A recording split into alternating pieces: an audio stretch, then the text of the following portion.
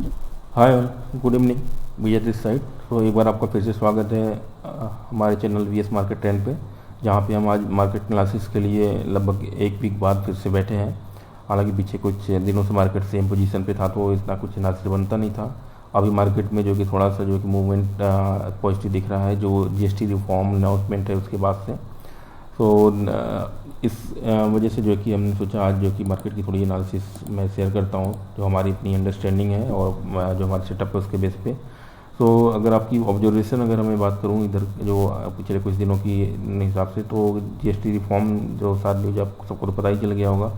तो गवर्नमेंट लाने वाली है, जो काफ़ी बूस्टअप रहेगा जो है कि कंज्यूमर सेक्टर के लिए, mostly auto and FMCG sector जो होते हैं, और ये जो कि इनमें डिमांड बढ़ेगी, जो कि कंज्यूमर, क्योंकि टैक्स अगर कम होगा तो भाई ऑब्वियसली डिमांड आएगी।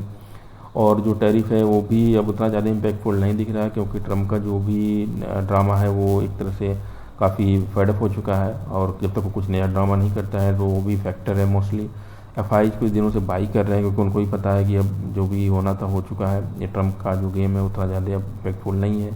और अगर आप देखो तो एस&पी ग्लोबल का भी जो एक एनालिसिस रहा है, उन्होंने एक जो कि अपना एक जो एनालिसिस करके उन्होंने फीडबैक दिया था कि इंडिया के ऊपर इतना टैरिफ का भी इम्पैक्ट नहीं होगा फिलहाल, जो अभी इन्होंने अनाउंस किया उसके बेस पे।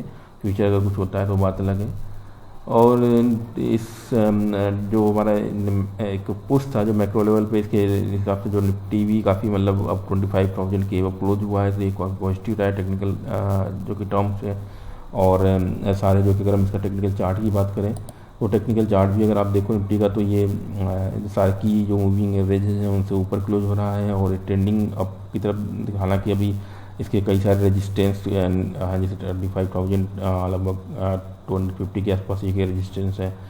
यहाँ फिर टॉप पे रेजिस्टेंस लेगा ही लेगा। तो ये चीज़ें मतलब अभी डिसाइड नहीं हुआ है, बट हाँ एक ही शॉर्ट टर्म पे एक ट्रेंड तो चेंज होता हुआ दिख रहा है। और यहाँ पे हमें एक अपने जो अच्छे स्टॉक हैं जिनको हमने वॉच में रखा हुआ है, उन पे हम पोजीशन ले सकते हैं, जो ट्रेंड भी दिखा रहे हैं और जो कि इनमें करेक्शन नहीं आया है।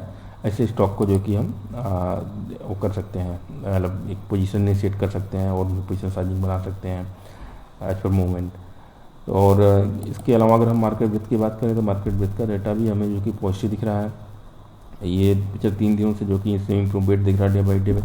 और जो कि इधर अगर हम लॉन्ग टर्म और का जो हमारा ब्रेथ है उसकी हम बात करें, तो ये भी अपना एक साइकिल, मतलब एक तरह से ये निगेटिव डायरेक्शन में साइकिल इसके चल रहा थी, लेकिन फिर से रिवर्स होकर फिर से पॉजिटिव डायरेक्शन में आने लगा है। तो इसका मतलब ये निगेटिव की जो छोटी साइकिल थी कंप्लीट हो चुकी है। तो ये पॉजिटिव साइकिल का जो ये ब्लू लाइन जो आप देखो तो ऊपर साइड ट्रेंड कर रहा है, इसका मतलब कि ये आपकी पॉजिटिव डायरेक्शन में चलने लगा है। तो ये जो कि धीरे धीरे अपनी ये साइकिल अगर पूरा करता है, तो ये शॉर्ट टर्म एटलीस्ट एक छोटी सी बुल रैली तो आनी ही है।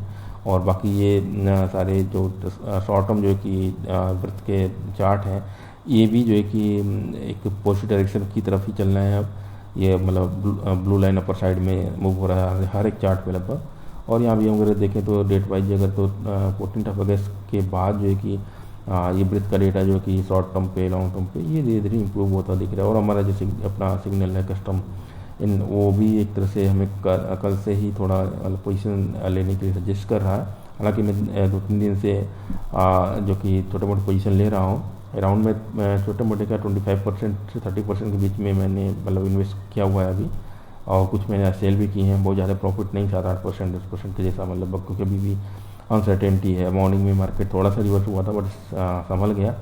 तो ये तो टोटल जो कि आज का मेरा ऑब्जर्वेशन रहा है मार्केट के हिसाब से। मार्केट हमारे हिसाब से आगे एक शॉर्ट टर्म में एटलीस्ट बुल तो रहेगा, और बट ये डायनेमिक चीज़ है, ये गारंटी नहीं दे सकते।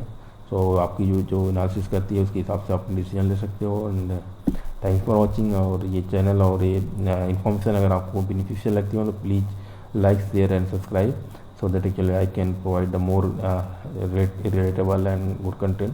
Also जो मेरा सेटअप से रिलेटेड जो सीरीज चल रहा है उसमें भी मैंने काफ़ी वीडियो डाल रखे हैं, एटलीस्ट बेसिक लेवल पे कवर कर रखा हूँ।